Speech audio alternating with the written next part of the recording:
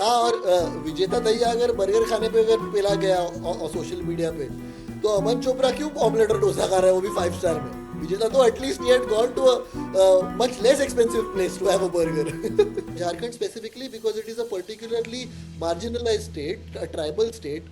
यहाँ पे education is the only way you can get out of poverty. और ऐसे स्टेट में पेपर लीक होना is even more devastating than any other state. भी protest anti BJP होता है तो उसके लिए यार्ड स्टिक बहुत हाई रखते हैं कि साहब आपको न्यूट्रल भी होना चाहिए और आपके स्लोगन्स भी एकदम पाक साफ होने चाहिए. लेकिन अगर प्रोटेस्ट एंटी कोई भी नॉन बीजेपी पार्टी है तो उसके लिए तो उसका यार्ड स्टिक एकदम से कम हो जाता है.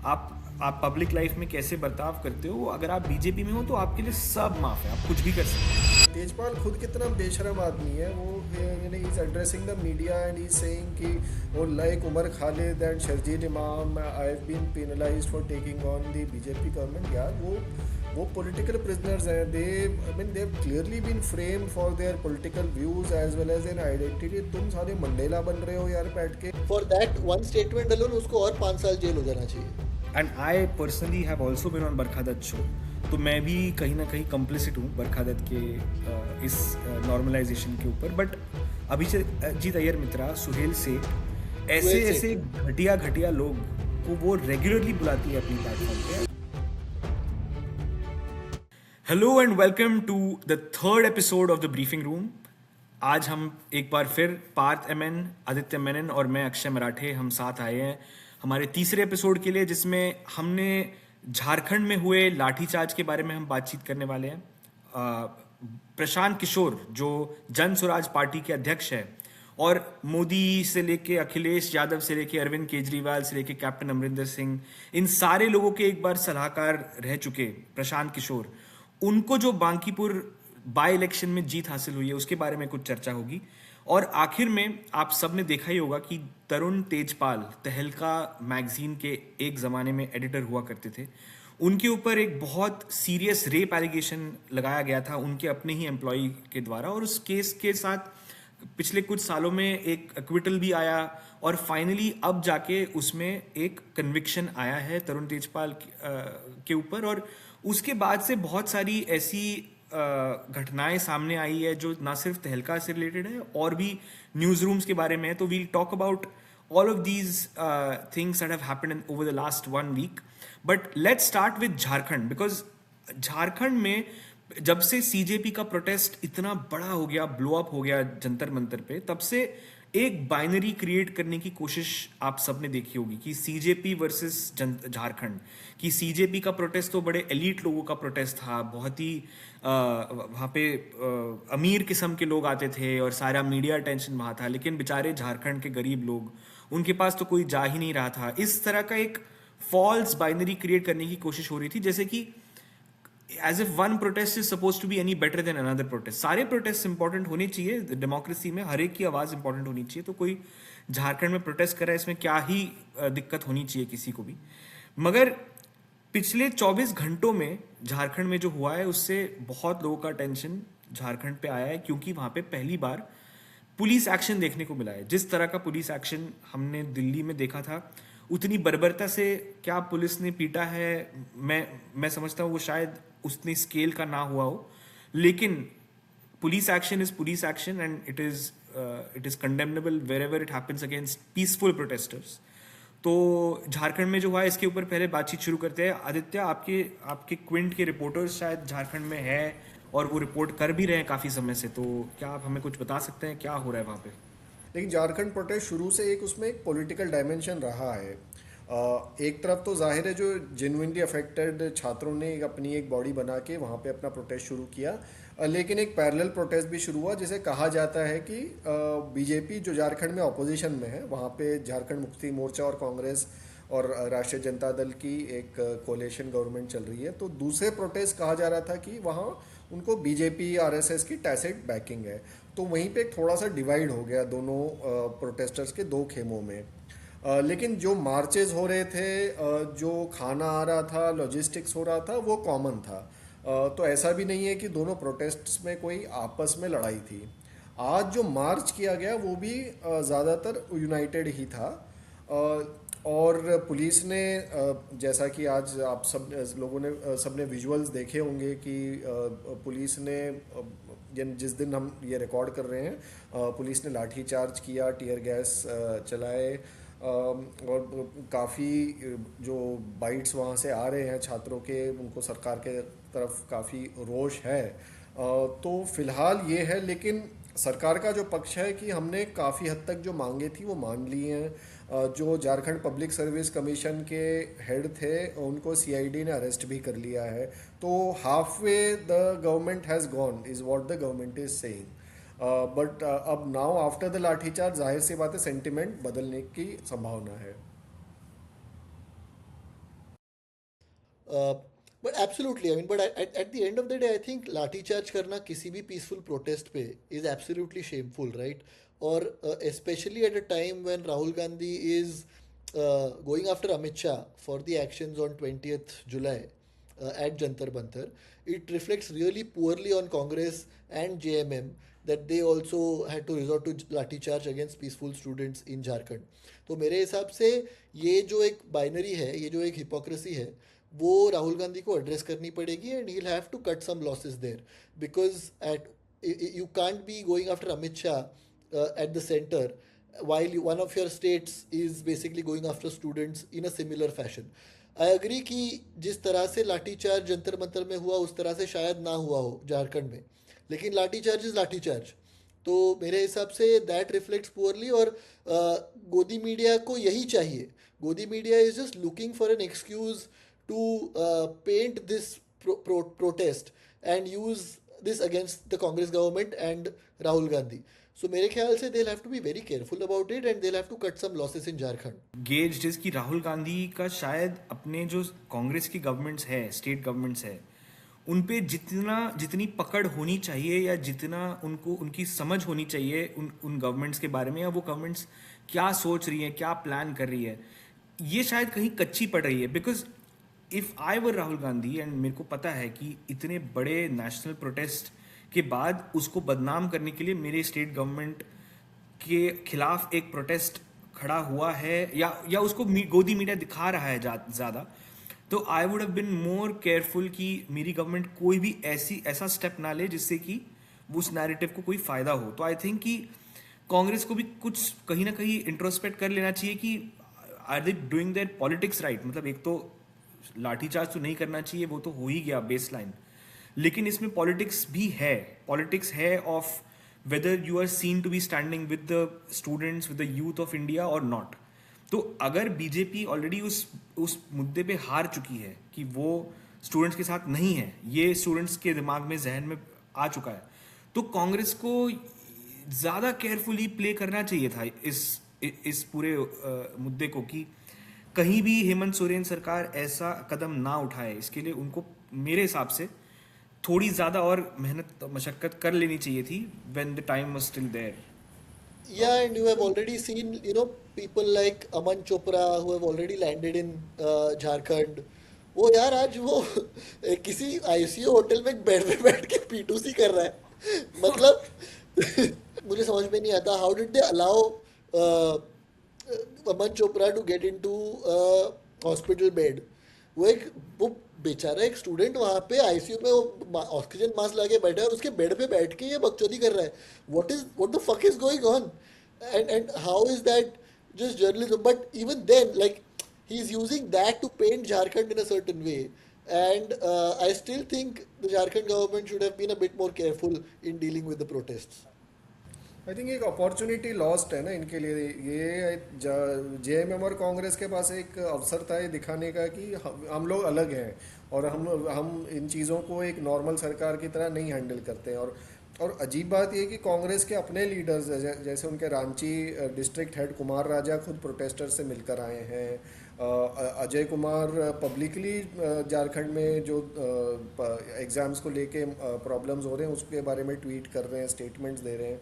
सो theoretically your positions are all correct, but then when it came to handling the protest you turned out to be not very different from the center. So I would say really lost opportunity. They really could have handled this much better.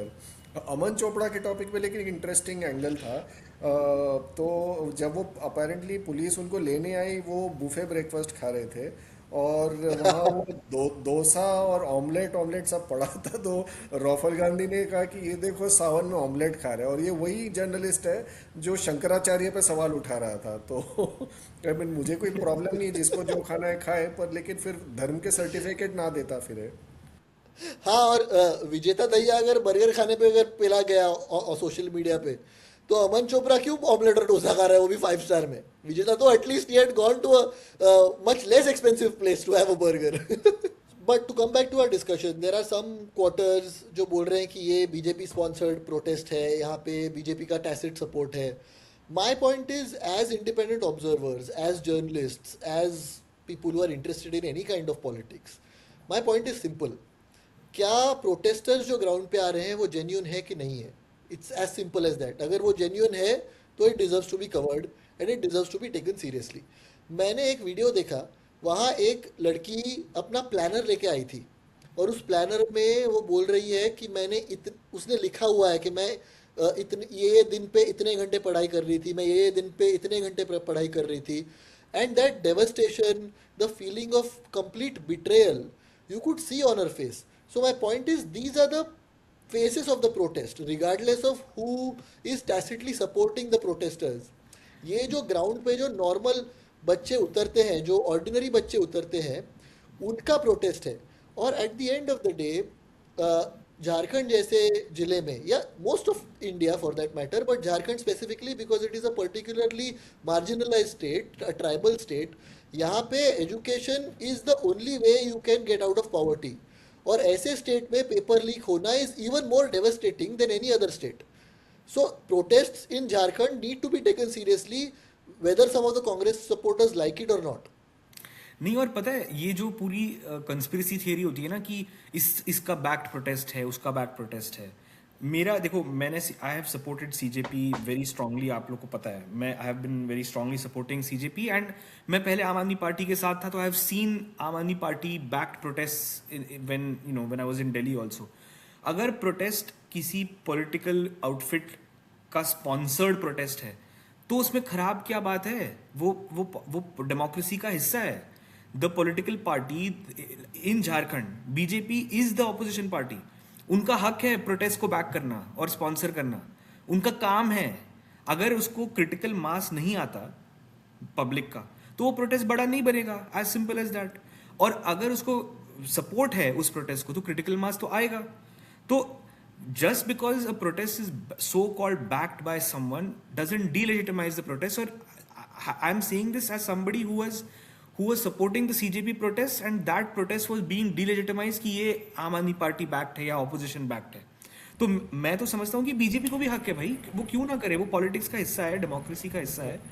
इसमें बस issue ये होता है कि ख़ास तौर पे main stream media की तरफ से ना, जब भी प्रोटेस्ट एंटी बीजेपी होता है तो उसके लिए यार्ड स्टिक बहुत हाई रखते हैं कि साहब आपको न्यूट्रल भी होना चाहिए और आपके स्लोगन्स भी एकदम पाक साफ होने चाहिए. लेकिन अगर प्रोटेस्ट एंटी कोई भी नॉन बीजेपी पार्टी है तो उसके लिए तो उसका यार्ड स्टिक एकदम से कम हो जाता है. तो असल में बस मसला यही है. नहीं तो हमदर्दी तो दोनों के ही के साथ होना चाहिए. बस ये यार्ड स्टिक इन्हीं चैनल्स का थोड़ा सा बदल जाता है बस. नहीं, बिल्कुल सही बात है, बिल्कुल सही बात है. That is something we have seen in the last 12 years. मतलब कोई भी क्राइम अगर जब वेस्ट बंगाल में होता था under Mamata Banerjee, it would get a lot more air time as opposed to a crime in Uttar Pradesh और any other BJP ruled state. So that yardstick, that disparity in coverage has been common theme of the mainstream media over the last 12 years, and that's what we are seeing right now. नहीं, बिल्कुल. And मतलब as we are talking, अभी तो ब्रिजभूषण शरण सिंह का acquittal भी आया है. तो इमेजिन करो, वो एक ऑपोजिशन पार्टी का कोई अगर एमपी होता जो ब्रिजभूषण शरण सिंह लेवल का, उसका कद उतना होता है ब्रिजभूषण जितना, और उसके ऊपर रेसलिंग के चैंपियंस ने वैसे एलिगेशंस लगाए होते जैसे ब्रिजभूषण पे लगाए, वो बंदा एक्विटल छोड़ो, उसको ट्रायल भी नहीं शुरू करते अभी तक और जेल में ही सड़ता रहता वो, if it was anybody outside the BJP who was involved. लेकिन इस बंदे का ट्रायल भी हो जाता है, वो एक्विट भी हो जाता है. तो ये डबल स्टैंडर्ड सिर्फ मीडिया में नहीं है, एक्चुअल कॉन्सिक्वेंसेस में भी है कि आप आप पब्लिक लाइफ में कैसे बर्ताव करते हो, अगर आप बीजेपी में हो तो आपके लिए सब माफ है, आप कुछ भी कर सकते हो। नहीं बिल्कुल। स्पीकिंग मतलब हम झारखंड के बारे में इतनी बात कर रहे हैं, लेकिन झारखंड के नेबरिंग स्टेट में एक बहुत बड़ा पॉलिटिकल अर्थक्वेक हुआ जहाँ पे प्रशांत किशोर बाई इलेक्शन जीते हैं। प्रशांत किशोर के बारे में चलो आप लोग से राय जान लेते हैं, बट मैं शुरू में बोल देता हूँ कि मैंने उनको आम आदमी पार्टी के साथ जब उन्होंने 2020 में काम किया था तो I had seen him Fairlie closely. I think कि वो इंडियन पॉलिटिक्स में एक लेवल का ऑपरेशनल कॉम्पिटेंस लेके आए थे। That was my view of him कि जो पॉलिटिक्स एकदम ही इनकॉम्पिटेंट और बिना किसी सिस्टेमिक फॉर्म में चल रही थी कि वाइब्स बेस्ड बस आगे बढ़ो, एक स्टेटमेंट दे दिया पॉलिटिशियन ने और कोई मैनेजमेंट नहीं था। एक तरह से बीजेपी में था, अमित शाह के बारे में ये कहते हैं लोग, बट जनरली मैंने देखा है कि बाकी ऑपोजिशन पार्टीज में इतना high level of managerial competence नहीं होता था। तो वो I think he brought that culture in. अब बहुत सारे प्रशांत किशोर है इंडिया में, he is not the only one any more, but I have always been a bit sceptical of him in general. मतलब कि वो उसका मोटिव क्या है, एम्बिशन क्या है। वो एक मुझे याद है कांग्रेस के साथ उसको अध्यक्ष बनना था शायद कांग्रेस का, है ना, वो he was negotiating with Congress कि मेरे को अध्यक्ष बना दो। आम आदमी पार्टी के साथ भी कुछ ऐसा ही था उसका।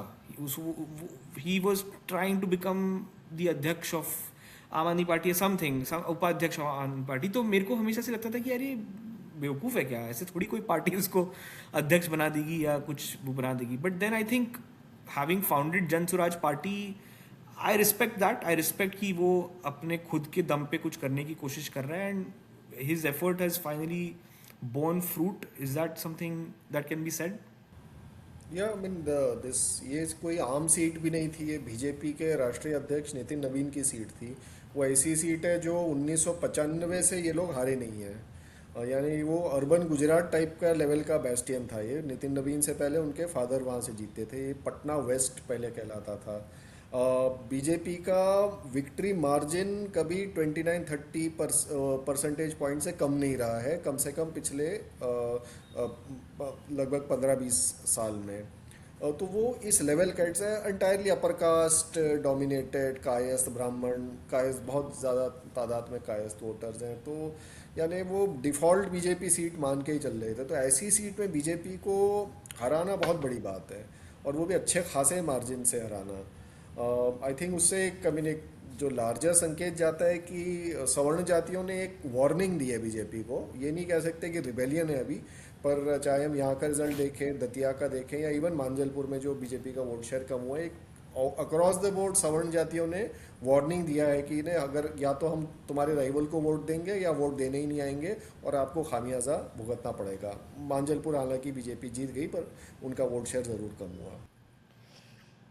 वेल अभी जब बिहार इलेक्शन हुए, स्टेट इलेक्शंस जब हुए, तब मैं बिहार में घूम रहा था और a lot of people are surprised with Prashant Kishor win now, but I wasn't entirely surprised क्योंकि जब मैं बिहार में घूम रहा था ना इलेक्शंस के पहले, तो I could see favourable opinion of Prashant Kishor, especially among dominant caste groups जो बीजेपी के सपोर्टर्स हिस्टोरिकली रहे हैं।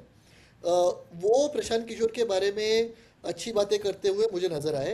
इवन सम बीजेपी वर्कर्स जो हिस्टोरिकली बीजेपी के लिए कार्यकर्ता बन के काम कर रहे हैं, उन्होंने भी प्रशांत किशोर के बारे में वो लोग अच्छी बात कर रहे थे। तो the fact that he won the seat doesn't really surprise me, and I think it's quite creditable. It also tells you and other opposition parties that the BJP is not invincible. This has to be seen, even though I don't think that CJP and Prashant Kishor win is linked in any way, लेकिन ये back to back आया है। तो एक तरफ आपको centre में आपका यूनियन मिनिस्टर रिजाइन करना पड़ा है उसको, और दूसरी तरफ बिहार में आपका बैस्टियन है जो आप हारे हो। तो एक बैक टू बैक सेटबैक्स है बीजेपी को। दे आर नॉट इंटरकनेक्टेड, लेकिन it has only reinforced the fact that the BJP is not invincible, and there is a lot that the opposition parties can take out of this win. हाँ, और मुझे ये भी लगा कि जो प्रशांत किशोर ने काफ़ी इंटरेस्टिंगली खुद ही जेनजी प्रोटेस्ट को क्रेडिट दिया है। आपने उसका स्टेटमेंट देखा होगा तो, which I thought was very interesting, because typically कोई पॉलिटिशियन किसी और को क्रेडिट देना नहीं चाहता, लेकिन the fact that he mentioned the Gen Z protests as one of the reasons कि एक माहौल बना बीजेपी के अगेंस्ट, ये एक मुझे लगता है इशारा ऑपोजिशन पार्टीज को भी है कि आप अगर यूथ की जो एक फ्रस्ट्रेशन है इस गवर्नमेंट के खिलाफ उसको आप अगर इग्नोर करोगे तो आपके साथ भी प्रशांत किशोर हो सकता है कि कोई और तीसरा ही आके खड़ा हो जाएगा जो जैसे आरजेडी पूरी तरह से कोलैप्स हो गई ना इस सीट पे, मतलब यूजुअली ऑपोजिशन स्पेस बिहार में आरजेडी ऑक्यूपाई करती थी, उसका इस तरह से कोलैप्स हो जाना, मतलब मुझे नहीं पता उनके बीच में कोई सेटिंग थी, I don't, Aditya you might know more कि क्या प्रशांत किशोर और आरजेडी के बीच में कोई समझौता हुआ था, मुझे नहीं पता, आई डोंट नो। फॉर्मल समझौता तो नहीं था, पर आरजेडी का जो भी कोर वोटर जो मुस्लिम और यादव, हालांकि इस सीट में वो बड़ी तादाद में नहीं, आरजेडी ने भी एक बनिया कैंडिडेट खड़ा किया था, तो वो वोटर सारे यानी इस तरफ शिफ्ट हो गए काफ़ी हद तक। लेकिन आप जो कह रहे हैं वो सही है कि ये दतिया के बाईपोल में इसका असल में हमें उदाहरण मिलता है कि हालांकि कांग्रेस एक छोटे मार्जिन से जीती वहाँ पर, लेकिन आज़ाद समाज पार्टी यानी चंद्रशेखर आज़ाद की पार्टी, उसने 14% वोट वहाँ पर पाए और उन्होंने एक फॉर्मर कांग्रेस लीडर को ही खड़ा किया।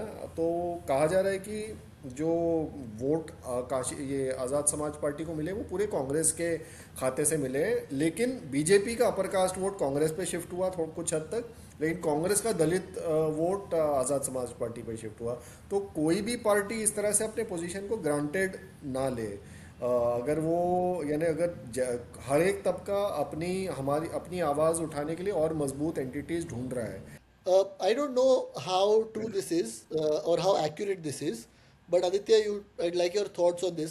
On a very superficial level, Prashant Kishore's win is similar to the rise of the Aam Aadmi Party in a sense that the people who were supporting Prashant Kishore were similar to the kind of people who supported Aam Aadmi Party because they came from this sort of privileged, sort of upper caste background, who traditionally voted for the BJP but did not want a third alternative, did not want the existing alternative and went for the third alternative. Is that something you agree with? I think we can compare Bankipur to say Saurabh Bhardwaj's seat or Atishi's seat or Somnath Bharti's seat, which is a overwhelmingly middle class upper caste seats, and so it's a traditionally BJP voting seat, which so it's not like a Jangpura जहाँ पर there is a sizable minority population also. तो ये seat वैसी थी, तो वहाँ पर BJP के खिलाफ इन्होंने एक ऑल्टरनेटिव ढूंढा, जिस तरह आम आदमी पार्टी ने बहुत सारी इस डेमोग्राफी की सीटों को लगातार 3 इलेक्शन जीता, 2013 में, 15 में, 20 में, 25 में कुछ इलाकों में हारे, लेकिन कुछ इलाके 25 में भी रिटेन किए उन्होंने। तो it is quite similar. And एक बहुत अच्छी चीज़ पार्था दास ने मेरे ख्याल में लिखी थी ट्विटर पे, जो सेफोलॉजिस्ट हैं, कि Bankipur is the BJP's first major loss in a Hindi heartland और 100% urban seat with a low minority population. Wow. Yeah. And obviously none of this analysis you will find on mainstream media because mainstream media अगर BJP एक हाथ seat हार जाती है तो वो mainstream media cover नहीं करता। हाँ बिल्कुल नहीं, मतलब मैं इस पॉडकास्ट की डिग्निटी खराब नहीं करना चाहता राजू परुलेकर का नाम लेके, but Raju Parulekar is one of those conspiracy theorist जो प्रशांत किशोर, मतलब उसने सीजेपी को बी टीम बोल दिया आरएसएस का, बट वो प्रशांत किशोर पे भी बहुत ज़्यादा आक्रामक ट्विटर पे है, और काफ़ी कांग्रेस टाइप लोग उसको, कांग्रेस, खैर मेन स्ट्रीम कांग्रेस लीडर्स की बात नहीं कर रहा मैं, लेकिन जो ट्विटर के सपोर्टर्स है वो उसमें थोड़ा बहुत सब्सक्राइब भी करते हैं इस कॉन्स्पिरेसी थियरी को कि प्रशांत किशोर एक बीजेपी का प्लांट है। क्या आप लोग को ये लगता है? मेरे को तो आई एम नॉट श्योर, मतलब I don't have very strong views, but Look, I don't think he's a plant of the BJP in any way. He started off, I mean, he made his career with 2014 when Narendra Modi became Prime Minister. And of course, he holds certain accountability for making Modi Prime Minister. अब without Prashant Kishore Modi बनता था Prime Minister या नहीं बनता था, that is anybody's guess. I think he would have still been Prime Minister because वो वे भी उस वक्त वैसी थी कि Modi would have become the Prime Minister in any way. लेकिन वो जो पाप है मोदी को लाने का, उसमें जो इतने सारे लोगों का हाथ है, उसमें एक प्रशांत किशोर का हाथ भी है। You can't deny that, or he can't deny that. Having said that, I think he's a professional. His job is basically political consultancy, and he sees that job uh, in a very clinical professional manner, जिसमें वो ethics morality ज़्यादा नहीं सोचते, ऐसा मुझे लगता है. I mean, obviously but I अब don't वो know him. प्रोफेशनल नहीं है ना, अब वो पॉलिटिक्स में नहीं उतर नहीं, चुका है. correct, correct. No, so I am talking about his career as a political strategist. So I don't think while being a political strategist, he thought whether this party should come to power or whether it is ethically right to support this party or help this party. I don't think he thought about that. He took up challenge after challenge and he made a career. He was obviously good at it. Uh, Amrinder Singh in 2017 Punjab was a very challenging election that he managed to win. Mamta Banerjee before this election was a very challenging election that he managed to win. I had met him in fact Calcutta में 2021 में, जब 2021 नहीं 22, sorry, what would be the last Bengal election before this one, 2021. 2020. तो 2021 में जब election हुआ बंगाल का, तो मैं प्रशांत किशोर से मिला था उनके ऑफिस में, and I am not kidding. उन्होंने जिस तरह से वो स्टेट डिस्क्राइब किया with data, he told me exactly how many seats Mamta Banerjee will win, and he gave me a state में जो region wise divide होता है, and he gave me that divide, and he was absolutely spot on. So there is no doubt about the fact that he is a smart guy. I think the problem with Indian politics has also become that इतने सारे लोगों ने धोखा दिया है ना कि लोग कॉन्स्पिरेसी ब्रेन्ड बन चुके हैं. जैसे मैं नाम नहीं लेना चाहता, बट ऐसे एक पॉलिटिशियन है जो मैंने बहुत क्लोजली देखा कि बाहर पब्लिक परसेप्शन उनके बारे में एक है, और जहाँ तक मेरी जानकारी है वो उनको बीजेपी ने एक पुलिस केस में, उस पुलिस केस को रफा दफा करने में जितनी मदद की पिछले कुछ एक आध साल में, उसकी वजह से वो एक तरह से that person has become beholden to the BJP, but they are not able to say it out in the public. तो जिस तरह से ये लोग इन्वेस्टिगेटिव एजेंसीज को यूज करते हैं ना, कई बार इनके लोग होते हैं जो हम नहीं जानते, हम नहीं पहचान पाएंगे कि वो उनके लोग हैं, बट वो होते हैं. तो इसलिए I am not always dismissive of conspiracy theories. मेरे को लगता है कि काफ़ी सारी चीज़ें सच भी होती है, मगर प्रशांत किशोर के बारे में जहाँ अभी इतने साल हो चुके हैं उनको, I find it hard to believe कि वो कोई प्लांट या that just a gut feeling. मेरे पास कोई एविडेंस नहीं है इसके बारे में. नहीं, मुझे ऐसा लगता है कि anybody who says that XYZ is a B team of the BJP, वो अपने लिए एक एक्सक्यूज ढूंढ रहे हैं. दैट इज more often than not that is true.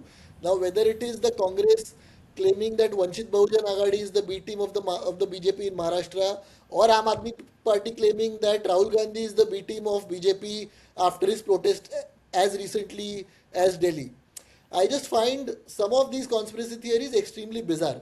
अगर आप conspiracy theories कर रहे हो तो उसके बाद you have to back it up with something. मतलब obviously there is political gossip. In fact देखा जाए तो प्रशांत किशोर ने कांग्रेस के लिए ऑप्शन बढ़ा दिया है.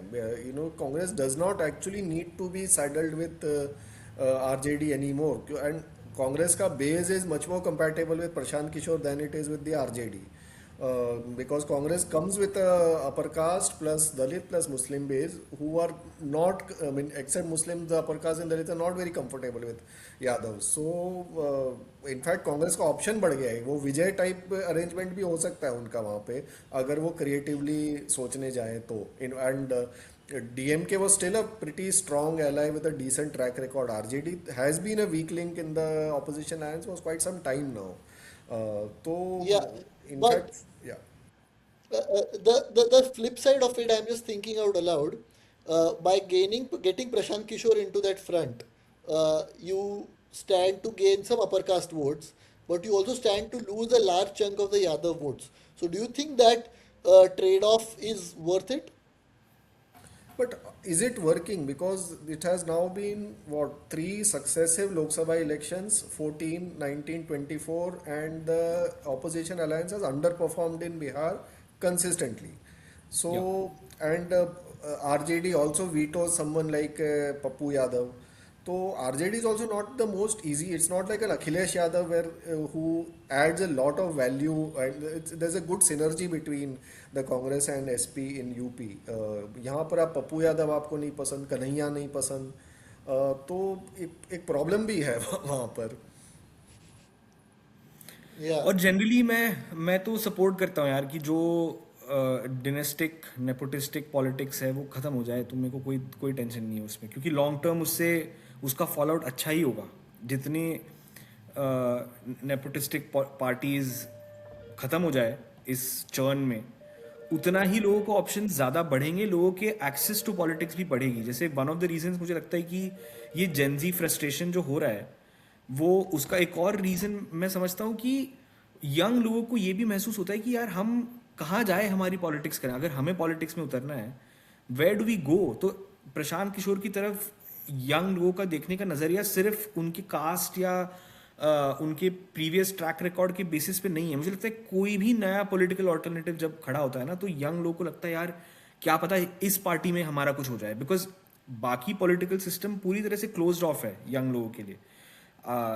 तो इसलिए भी मुझे लगता है कि लोग यंग लोगों में खास करके प्रशांत किशोर के बारे में जनरली पॉजिटिव आउटलुक होता है, because he is seen as somebody who is opening up that space. Well, this week we have also had two cases. Tarun Tejpal has been found guilty of rape, and the second thing is Mahmood Farooqi has come out with a book and his quote unquote prison memoirs. Do any of you want to take it up?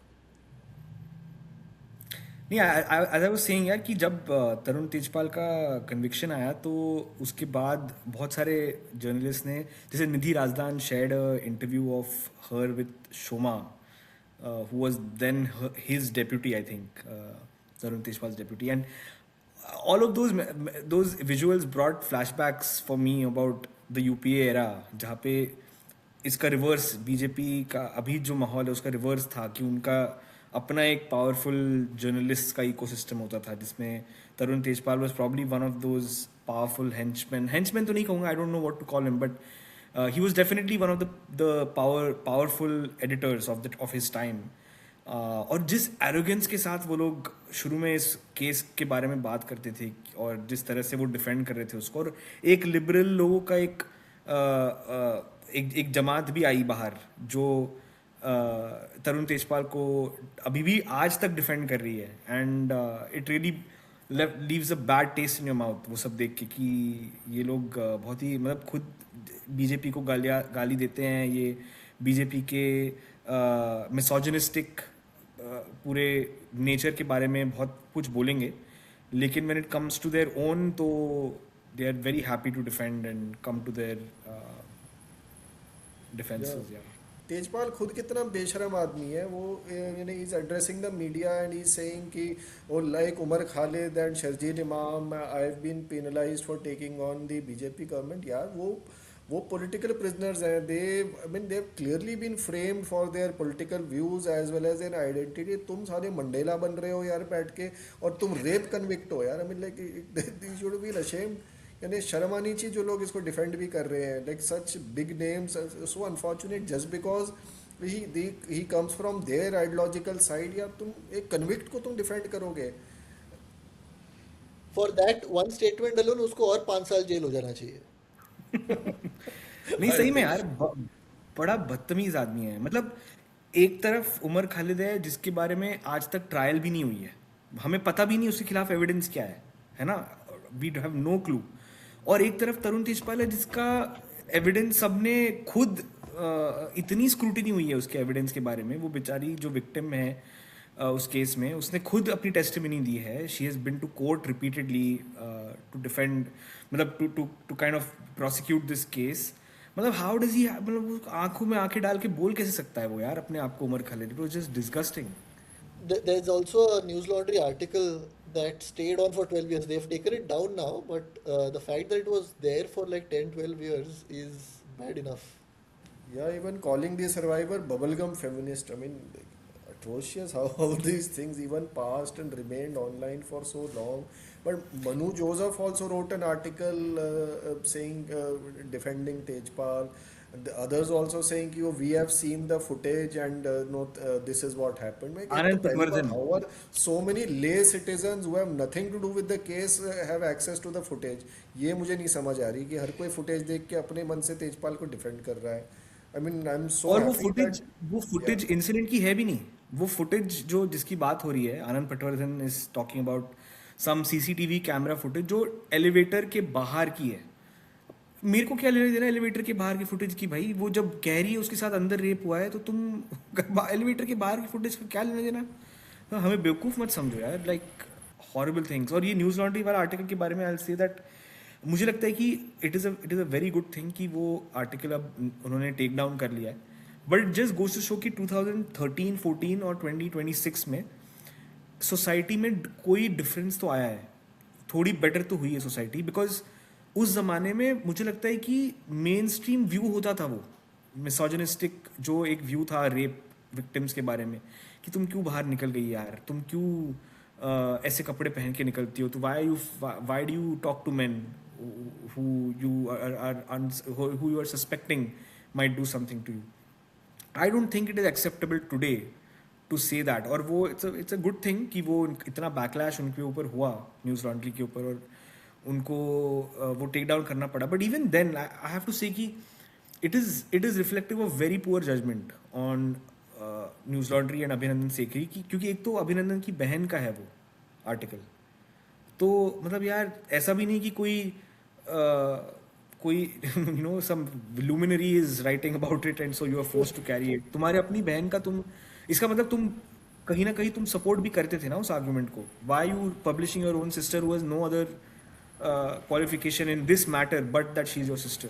तो yeah, but having said that, there are also people who are I mean, deriving strange glee at News Laundry's predicament. I mean, no defending them. I mean, they should rightfully be called out for that article. But Barkha Dutt, she has tweeted saying that organizations should be humble and not have a god complex.